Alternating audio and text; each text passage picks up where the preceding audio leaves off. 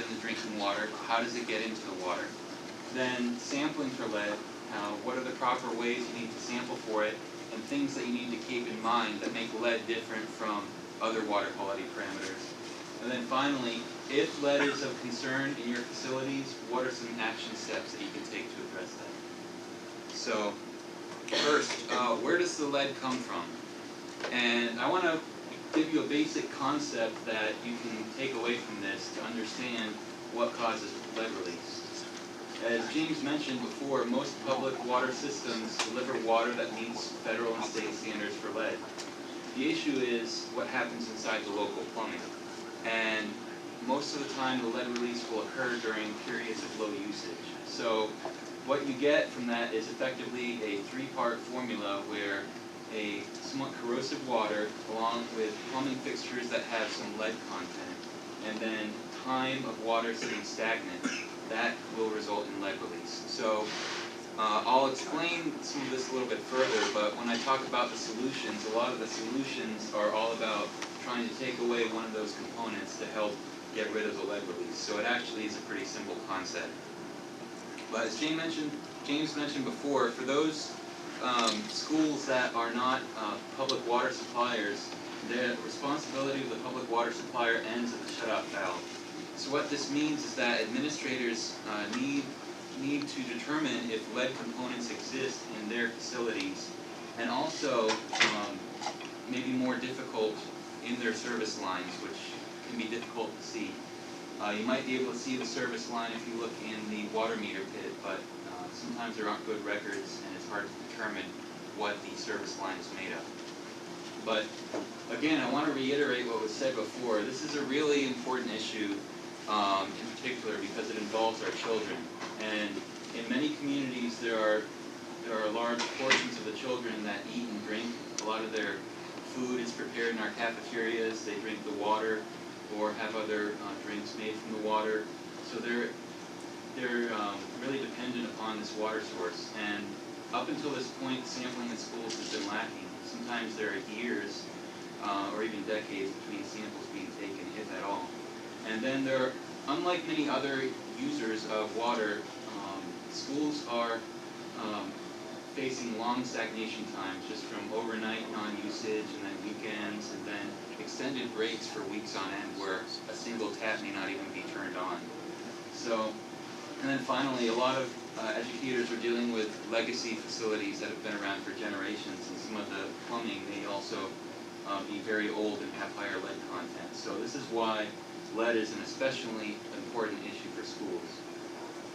So how does the lead get into the drinking water supply? Well, it really happens through the corrosion of pipes, fitting, and fixtures that contain lead. And where do you find that within a typical school property?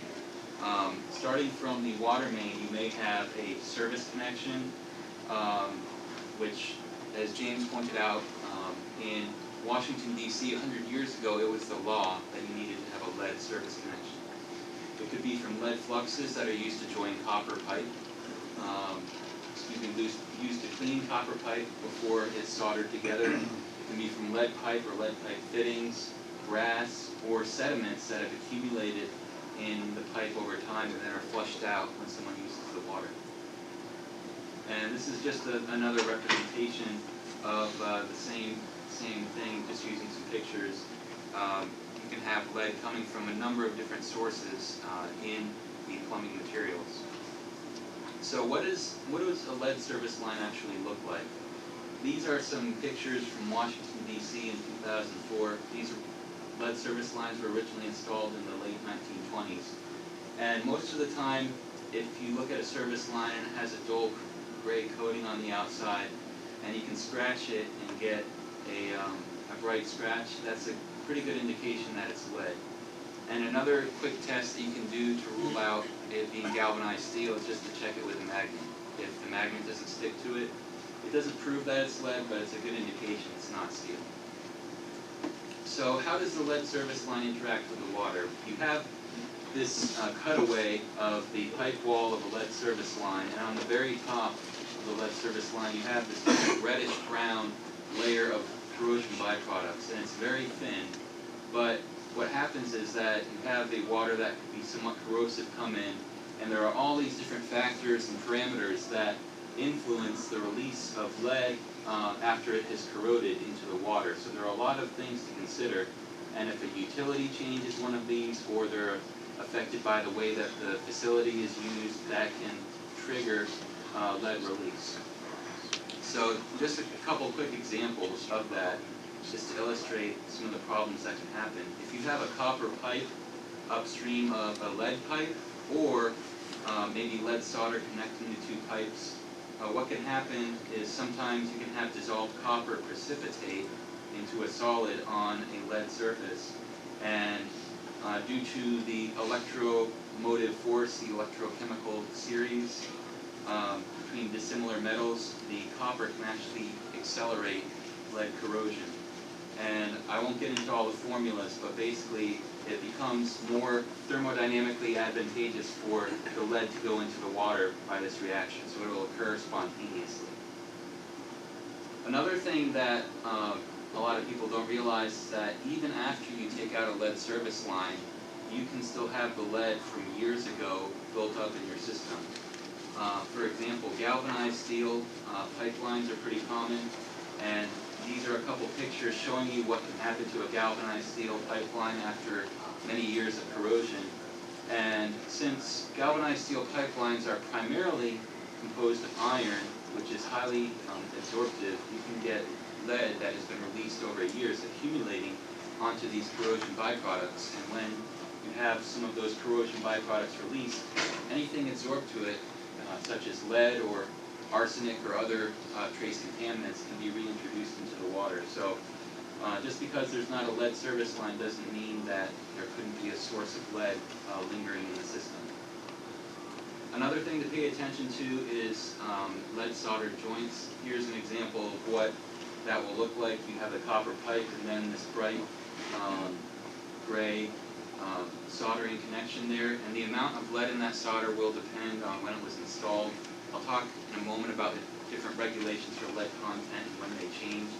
And the reason that's important is as you go and look at your system and you see when different workmanship was done, you can try to get a sense of, okay, this solder might have been done with 50% lead if it was done back in the early 80s, whereas if it was done more recently, it may not have that amount of lead content in the solder. Water fountains before the early 1980s had actually had lead-lined tanks for lead solder joints. This diagram here shows you that some of the plumbing in that water fountain, they also call them bubblers, had solder joints, which in residential plumbing it may not be as much of an issue, but again, if you take the stagnation times that our schools face over a weekend or maybe spring break, that can lead to elevated lead levels on the first Monday back after that break. So something that we want to be aware of. So again, we're just going through what the different lead sources could be in a school. Also, brass alloy plumbing fixtures may contain lead. And one thing to note, if you study how brass is manufactured, it's an alloy of many different metals, including copper and zinc. And there's a little bit of lead added to improve workability, but when they manufacture it, just the way the metallurgy works, the lead will actually go to the outside of the grain boundaries of the metal, so that'll put it in higher concentrations near the surfaces. So that's why when you look at brass, you wouldn't really think, okay, that's going to put lead in my water, but the lead tends to be concentrated on the outside surfaces of the brass. And even a faucet, which has a chrome plating, can also actually have brass inside. So the lead can show up in places that you didn't expect. Another way that lead can get into the water, even if there's no lead service line, is if you have a large area of copper pipe connected to brass fixtures. Again, when you have two dissimilar metals in contact with one solution of water, the copper is what would be referred to as a more noble metal than the brass. So the copper will not really corrode in that situation, but the brass will act as what's known as a sacrificial anode, and it will corrode at an accelerated rate, especially if you have a large area of copper pipe in contact with the water. Another important source of lead, which in one sense it helps you, but it could also hurt you, is faucet aerators.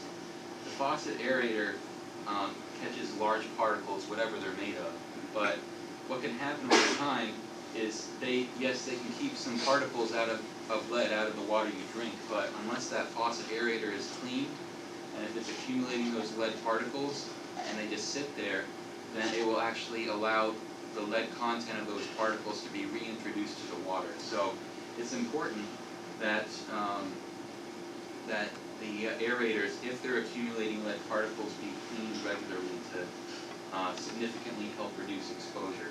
And I really want you to understand, as kind of a takeaway from this, is lead particles are really important, and they're one area that has maybe been neglected in past regulations. If you look at lead exposure, the lead particles that can occur in water may actually be the largest source of lead exposure that a child faces. And some of the ways that sampling was done, which I'll talk about, doesn't really factor that very well. And when a child ingests a lead particle, what will happen is the stomach has very low pH, so that particle will dissolve and then be absorbed into their body. So, some action items for you for this. We're talking about components in your school. One of the things you may want to do when you go back to your facility is, if you don't have this well characterized already, try to determine what lead sources your school may have. And this will be a baseline for your further efforts. One easy thing is to look at your fixtures. You can do that just by walking around the school and seeing wherever there's a tap, water fountain, a kitchen sink in the cafeteria, even a hose bib on the outside of the school. Then, a little more difficult, you'll want to inventory your plumbing. Some of that you can see just by looking under the sink in a bathroom or in a maintenance room.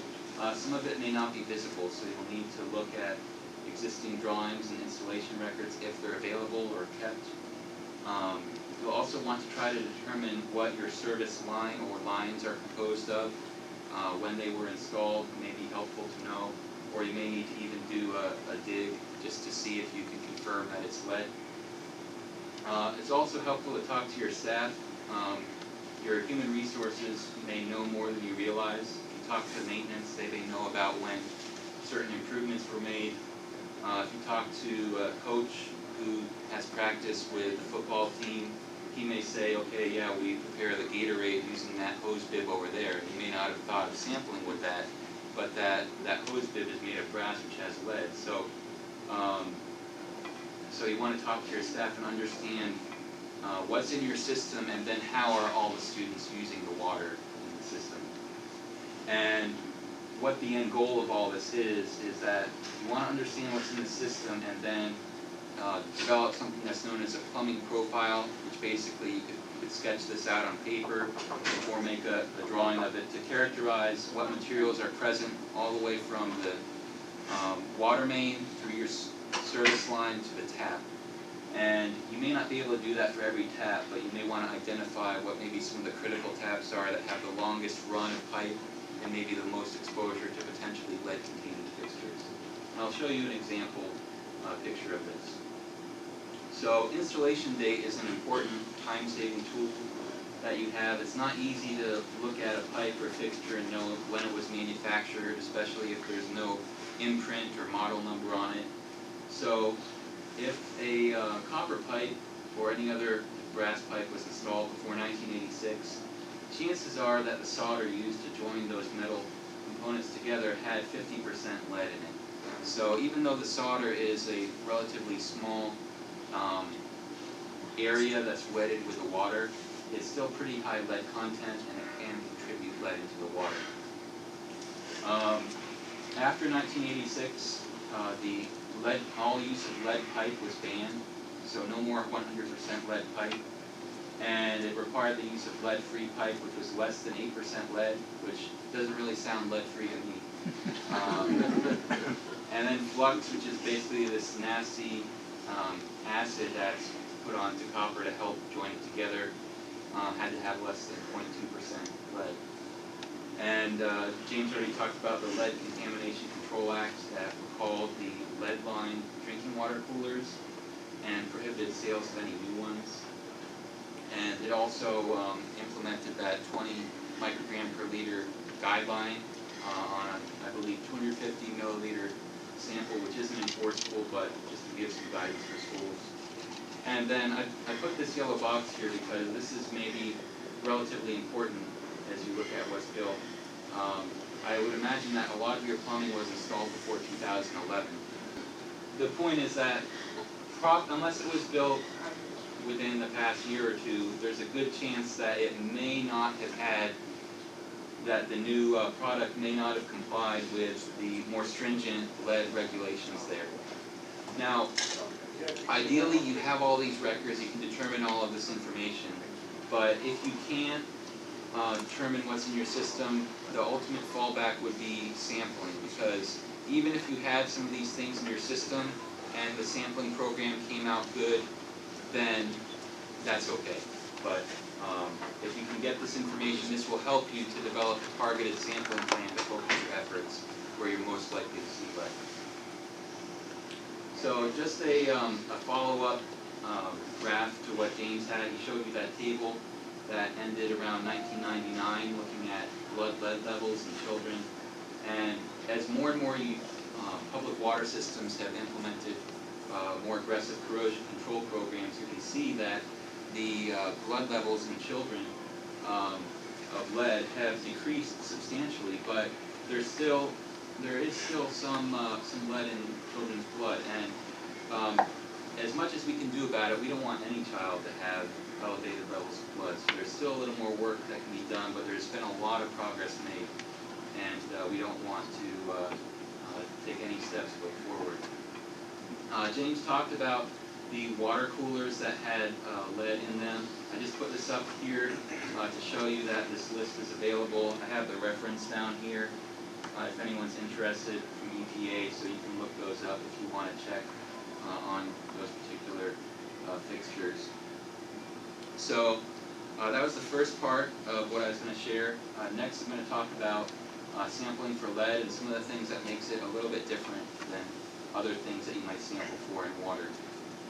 So some of the keys as you develop a sampling plan, and I just want to make a note when I'm talking about sampling, anything that a school that is a public water system would have to do, I'm not really talking about that. Those requirements are already there, and James could answer any more questions on this. But I'm really targeting the school that hasn't really thought about lead control to this point, and is having to start maybe from scratch and develop a new sampling plan. What would they do? So you want to sample when you're most likely to see the lead, because you're trying to control that. So sampling would need to happen at a minimum in the morning after an overnight, or say on a Monday morning before any students arrive, to get the best stagnation period you can, so that you can try to capture lead when it's at its highest. So if you don't see lead levels at those times, you can feel pretty good that you're not going to have lead exposure the rest of the week. And then I'll give you a really good graphic that explains why this is important, but plumbing profiles will help you to take your water quality samples and understand what parts of your plumbing are the source of lead, so that you can target your efforts at remediation to those components. And so after you have that plumbing profile, you want to have a sampling plan that identifies specifically where you're going to sample and how frequently you're going to sample. And I would recommend that if you haven't done anything before, it's good to start pretty aggressive in the beginning to have a broad sweep, and then taper it down as you start to get more of an indication. And then if you're going to have your staff take the samples, it's really important that you have a plan and standard operating procedures for them, so that they are confident that they can take the samples properly. And record keeping is important. So anytime that you take a sample, make sure that you have some documentation of it, so that when you get the lab report back, you know how to apply that. Now, I talked about lead particles before, and one thing to note about them is that their release tends to occur in spikes. It's not uniform over time. So if you remember those pictures that we had of the lead corrosion products, what may happen is that you have maybe a higher flow of water that would dislodge a small fragment of that scale, and then if that particular particle is small enough to get through the aerator, it would go into the water. So this particular researcher did 10 repeated samples at one school tap, and without basically looking at the total lead, soluble lead, and the particulate lead. The particulate lead, you can see makes a big difference, because if you look at 8 out of the 10 samples, they were below 20. And for samples number 7 and 10, they were at 16,000, 28,000 parts per billion, so very high levels, and you wouldn't want to ingest that. And if you look at the average lead over time, with and without those spikes of particulate lead, it really makes a difference as to how much lead goes through. So what we really want to capture is what the students are ingesting, and we need to make sure our sampling procedures will capture everything that they're ingesting when we sample for. So one of the other takeaways here is, just because you get one low sample from a given tap, it doesn't mean that it's clear.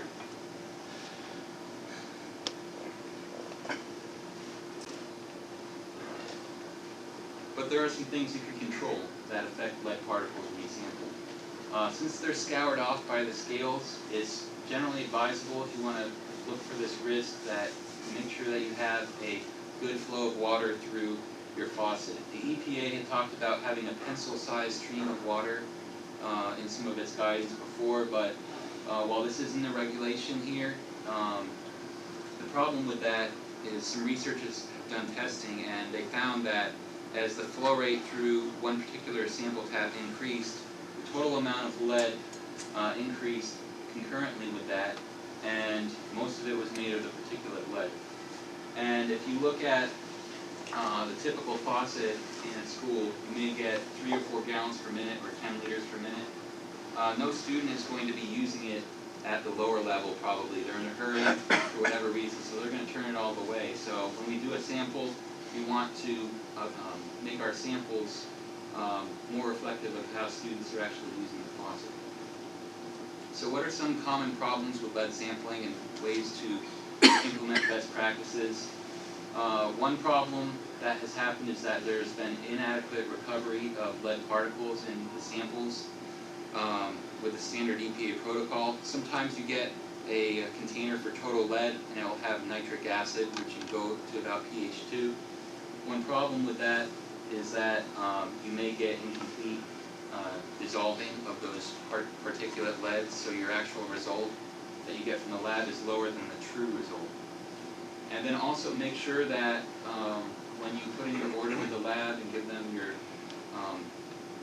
request, make sure that they're analyzing for total lead, because that's what's really a concern. Also, make sure you're not sampling at flows that are too low. Make sure you sample at regular tap flows, and in order to do that, you're going to need to make sure you have wide mouth sample bottles, because if you have like a Boston round narrow neck bottle, it's not really going to work well if you have the tap open all the way. Another thing that can get overlooked sometimes, James was talking about some people like to mix up infant formula with hot tap water to get it to the baby quick. They're crying, you don't want to microwave it and do all that, so you use the hot tap water. But a lot of facilities don't sample the hot tap water, and you can prohibit it, but there may be some people who are using it for potable purposes, so that may be something that you want to take into consideration also. And then another common pitfall is just not taking enough samples. You saw with that example I showed you earlier that particulate lead can introduce, it can be kind of erratic, especially if you have a low sample flow. So you need to maybe do more than one sample to have a sense of confidence that you're capturing the lead. And I guess the good thing is that if you go back to this graph here, if you're just doing this for one tap, like there was a question before about how many places in the school do you need to test, and I don't think one tap just cuts it, because you don't know which tap is going to have the worst level. So if you have this kind of behavior at several taps, and maybe you start sampling a good majority of the taps in the school, the odds are pretty good that at least one of them will get that particulate spike if it's there. So you can get a good indication in your first round of testing, even though one site may take a few to find that. So for the multiple testing of the single tap, is that then all taken at the same time, or any kind of time lag?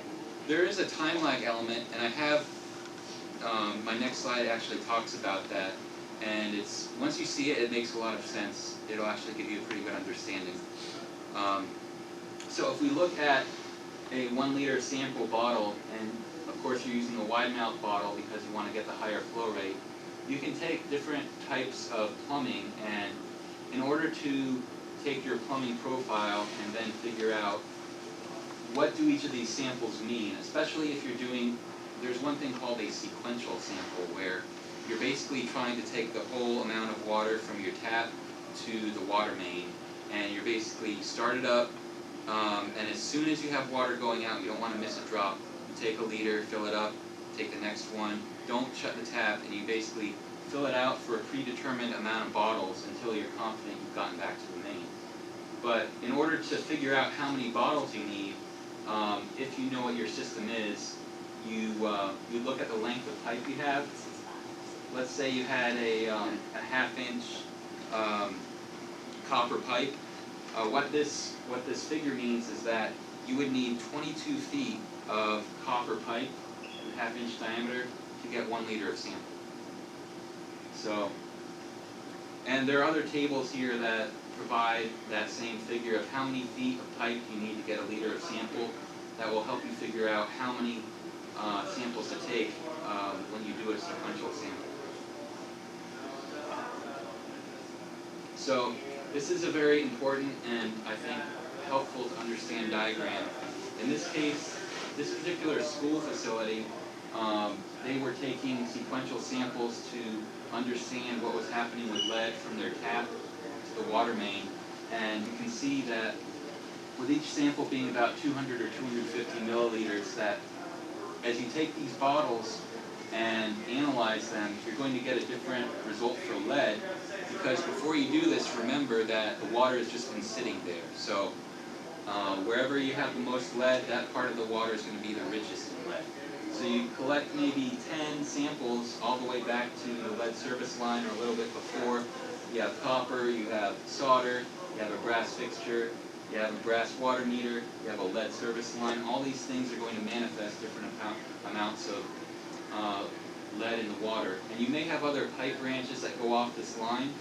So you may be selective and say, okay, we know that this faucet in this bathroom is the farthest reach from our service line, so we don't need to sample every tap in the bathroom, let's just get this particular tap. So you can use some strategic thinking like that to reduce your sampling costs. So you can kind of class the samples that are taken into 3 basic types. James talked about a first draw sample. That's where you just open the tap, take the first, usually 250 mils, or there's been some suggestions that 100 mils is actually a better sample to try to get the highest amounts. Another type of sample is the flush sample. That's between the fixture and the service line. And then the lead service line sample, if there is a lead service line, you would tend to see higher lead concentrations from that. So this is a very important graph. I'll try to explain it to you as best I can. But the point here is that the thing with lead is it's very location specific. So you can't just take one sample necessarily and say, okay, we're good, because the lead will come off different parts of the system. And again, obviously, this could get very expensive if you did it on every tap over and over again. So it needs a really good plan for how you can be most effective with your sampling plan and target places with maybe the worst problem. But on the vertical scale here is the lead concentration in milligrams per liter. And in this particular case, the lead levels weren't actually too high. They got up to about 4 micrograms per liter, or 0.004 milligrams per liter. But the thing that is pretty useful about this approach that I like is that it allows you to kind of go back and see, for all these samples I took, doing all that work to get these, it helps you to understand, you know, there's a lot of the massive lead coming from the lead service line. So maybe the priority for this school, if they had higher levels of lead, would be to take out the lead service line first. The fixture is contributing some lead, but not so much. So this is actually a very powerful approach to help you understand the contribution of different parts of your system and target your dollars to remediating the most important parts. And another thing about this is, let's say that you can't determine what kind of plumbing you do have. You could do one of these, it's kind of a survey or screening method, and it would help you to determine if there are any unseen plumbing in your walls. So if you pick the right spot in your schools, you can get pretty good confidence that, hey, we let the system sit over the weekend, we did this very powerful type of sampling, we didn't see the high lead response. So that could provide you useful information. I have a question. So that chart we were just looking at, was Yeah. that 21 samples or one sample consisting of 21 bottles? Okay, well, this is one sampling event where 21 bottles, you're passing them. And what was done is, when you collect the bottles, you try to fill them up the best you can, but they said, okay, this bottle had 250 mils and it was this concentration. And then they stop at 250, they go 250 to 500, and what was the concentration there? So they built, it's the closest you can get to try to get like a real-time picture of what the lead is there. So this is one event, but a very intensive sampling effort to identify how much these different portions are contributing to the lead burden on that tap. Would you call that a sampling event or Yeah. a sample or multiple samples? Yeah, it could be one sampling event. It's at one time, one place, and after you get the lab report back, you would develop this graph, and then you would look back at your drawing that you made, just a sketch or whatever you could have, if you have it, and see, okay, we're seeing the water meter, the brass components are.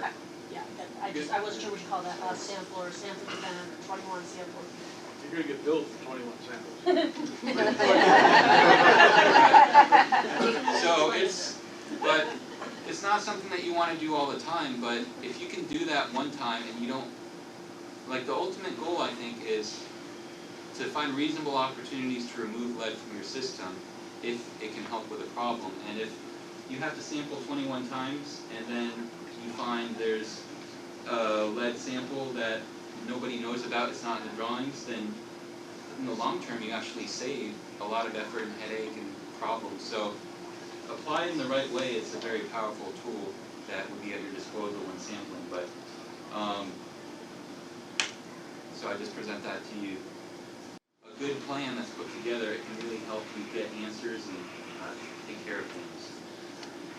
So you would use that in a situation where you know that you have a problem fixture, and you're trying to determine where the problem is coming from. So you take these 21 small samples and get a graph like that, and that would be one time that you would do it. Right. And you may not. The difficult thing is when you have.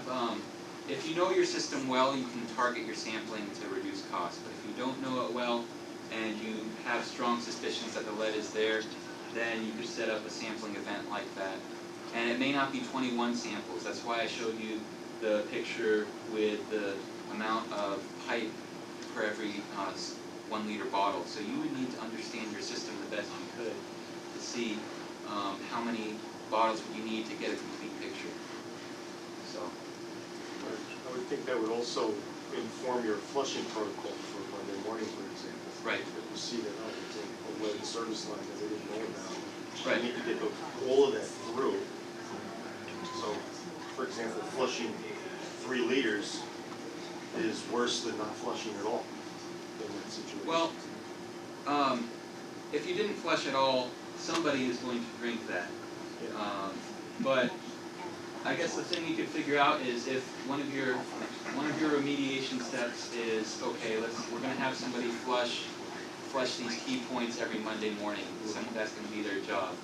then this could help you know, okay, if my staff flushes out the first 6,000 mils or 6 liters, then they've cleared it. So you could actually save a little staff time and a little water with something like this. So six liters, that could be like 2 minutes. So it gives you more information, so you're not in the dark. So, you know, after you have these results, what do you do with them? How do you interpret it?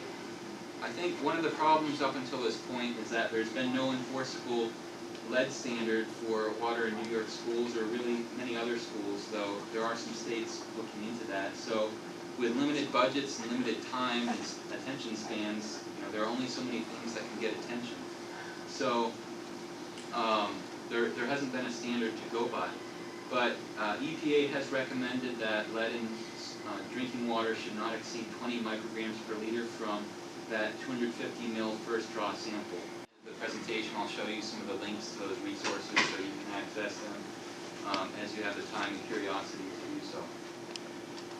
Another thing, after you have your sampling plan, is that you will want to identify a qualified laboratory to do so. Of course, you can always contact your local Department of Health provider, but there's also an online link that you can go to from the Wadsworth Center for the New York State Department of Health, and you can look up environmental laboratories that have been approved, or ELAP approved is the term, and in this particular case, you would need to indicate that the test would be for potable water, and make sure you indicate total lead, because you want to get all of the lead.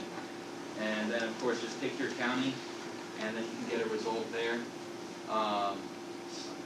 The results will come up. So, and now this, I tested this out for different counties, and there may not always be one ELAP approved lab in your county, but there could be exceptions. So if you're here in the Lansing area or Ithaca, you know, maybe you want to partner with the Department of Chemistry or Engineering at Cornell, and maybe you could get a good collaboration there, and they could provide you some low-cost sampling. And talking about cost, it can be expensive, relatively expensive, $20 to $80 per sample, depending on the laboratory you go with and the quantity of samples that you're sending them. One thing that you could take advantage of potentially is many laboratories will do the sampling for you. So as long as they're on board with the sampling plan, they could take care of all of the sampling for you, so your staff don't have that extra burden. One thing that I heard that's maybe more specific to some of the people in this room is that building condition survey funds in New York, apparently, I've heard there is a green light that those can be used for lead sampling costs. Another thing, though, that you don't want to leave on the table is, I think there are many organizations out there that want to do things to help improve childhood health and education. So don't overlook community foundations who would be willing to provide a helping hand to help take care of some of the sampling costs for your local school. Would the labs know the sampling protocols, so that they'd be able to take that long line of samples we talked about to get back to service country? Because the sampling protocols I've talked about aren't yet a legal requirement, it would be your responsibility to make sure they understand what you're trying to achieve so that they can deliver that for them. Are you aware of any community organizations that would provide what you need in the area? Are there NGOs or nonprofit organizations that do help subsidize? Well, I can't speak so much locally for this community, but where I come from, where I'm in Florida, they have a community foundation called the Gulf Coast Community Foundation. You have larger organizations like the W.K. Kellogg Foundation prepared some guidance, which I'll show you at the very end. So I think it's really just a case of, until you ask, the answer is no. So be aggressive, and I think you'll find that there will be people who do want to help, and they do want to do something to address this problem.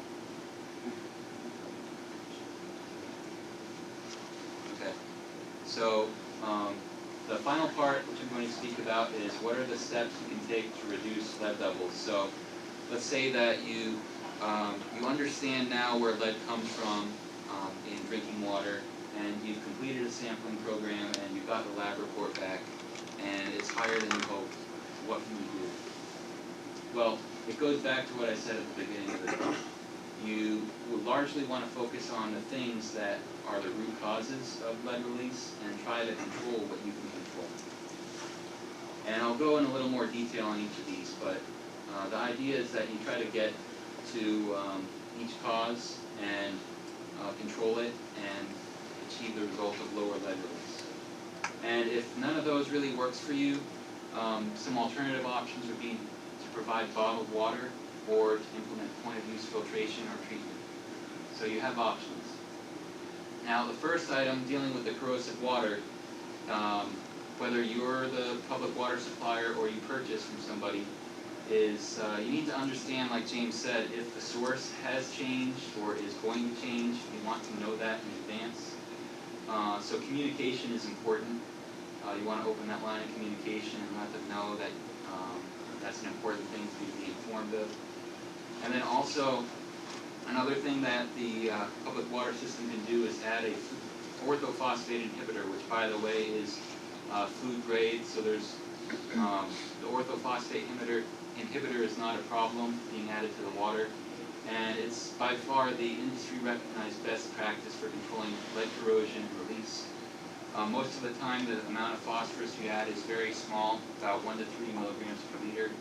And as a side benefit, it can actually also help reduce copper corrosion, which is also undesirable, but hasn't gotten as much attention as lead. But most of the time, this addition will not happen at the building level. Usually it happens at the central water treatment point. Just as an example of how effective implementation of phosphate inhibitors can be, this is from the United Kingdom Health Service, and this shows the 90th percentile lead samples for the whole United Kingdom from 1995 through 2006. And you see the tags indicate the year the sample was taken. The vertical scale shows the lead level, and the horizontal scale shows the average phosphate concentration fed over the whole of the UK. And you can see that by adding this phosphate, they're able to form a much more resistant scale on the lead pipes and lead surfaces that reduced lead levels. Concurrent with this, though, there were probably some efforts at removing lead service lines too that would account for some of that decrease. Another thing you can do, which I think I heard was discussed earlier by one organization, is to restrict access to the taps that have the high levels of lead. And for most facilities, this is only a short-term solution. You don't want to have something like this around all the time. So it can be short-term until you have another solution. Flushing is something that could be done, point-of-use filtration or treatment, or just take the tap out and replace it with something else. But again, you don't want to be pulling out equipment and throwing it away and spending all the dollars on that until you know that that's going to help you. So, but one thing to keep in mind when you do this is that you need to have an alternative water supply available for the students and staff who would be dependent on that. So have a backup source of water available to them. And there's actually a rule, I didn't cover it, but I think in 2010 or 2011, there was a rule basically requiring schools and child care facilities to provide a source of water to children. The other thing that you can do to deal with the pipe that is a source of lead, remember we're in that second category now, is ultimately to try to minimize the lead that's in all the plumbing materials, get the lead out. And the problem with doing this right away, gung-ho, is that it can be very disruptive and it can be very expensive. So it's good to do it, but there may be more resource-effective ways to remediate the risk that don't require such a drastic measure. So I think everyone would agree that we don't really want any lead in there if we can help it, but getting to that point there may be more cost-effective ways than just pulling everything out. Another thing to do is provide bottled water. It's very simple and highly effective. It can be moderately costly, but in the big picture, it's really not that expensive. You may have to answer questions about public perception of the plastic bottle waste, so just decide how you want to respond to that. Maybe you can have recycling bins available for all those bottles. And this may not be how you want to handle this long term. Some schools may be okay with that. A lot of kids like drinking bottled water anyway, so you just have to make that decision for your facility. Another approach that is actually very simple and could be very effective is just flush the taps regularly. When I was a school student, I actually heard people say, always flush the drinking fountain before you use it. Well, with that profile data I showed you, you see that could be pretty effective, but we can eliminate those high levels of lead due to time. Remember, time is the third factor, by just flushing out the taps before, after those stagnation periods, before anybody can drink it. So an important thing to do that could be easily overlooked is keep a record that you're doing it. Have maybe a checklist or a board that whoever is assigned to be responsible for this will just make a note that I flushed this tap for 2 minutes today, and then just have that record available. One thing that might be attractive at first is to have an automated flushing system, but many schools tried to do this in Massachusetts, and it turned out to be more of a maintenance headache than it was worth. So sometimes simple solutions are better. A final resort that you could go to is, if none of these options are really attractive for your situation, you can provide point-of-use filtration systems, which aren't really that expensive. Most of the filtration technologies rely on 3 unit processes. The first is physical filtration to remove particulate lead, but again, you don't want to let that filter sit there too long. We want to change out that filter so that particulate lead isn't just sitting there as a source. Ion exchange can also remove soluble lead out of the water, and reverse osmosis can remove all of the lead, but there are some disadvantages associated with that. You can't recover 100% of the water there. But whatever option you pick, make sure that it's NSF 53 certified to reduce lead. You want to make sure that you're getting a quality product that has been tested to show that it will remove lead. And I provided a link here. Don't try writing it down. I think you can get the slides afterwards. I think we'll be sending those out. Yes, we will. So let's say you've identified the treatment product you want to maybe put in your cafeterias. You can go to this link and look up and verify a manufacturer's claim. NSF has a listing of all the certified products there on their website. So in conclusion, from what I've seen, there are really 2 resources that are the easiest to follow for educators and get straight to the point with good suggestions. This first one was released in February of this year from the W.K. Kellogg Foundation, and it's targeted specifically for schools and early childhood education facilities. So I would encourage you, if you're serious about this and you want to get a little bit more than we can cover in just a brief session, take a look at this. And then also the EPA put out some guidance about 10 years ago on reducing lead in drinking water at schools, and some of the same concepts I talked about in this presentation are covered in a little more detail again than the simple workshop we talked about.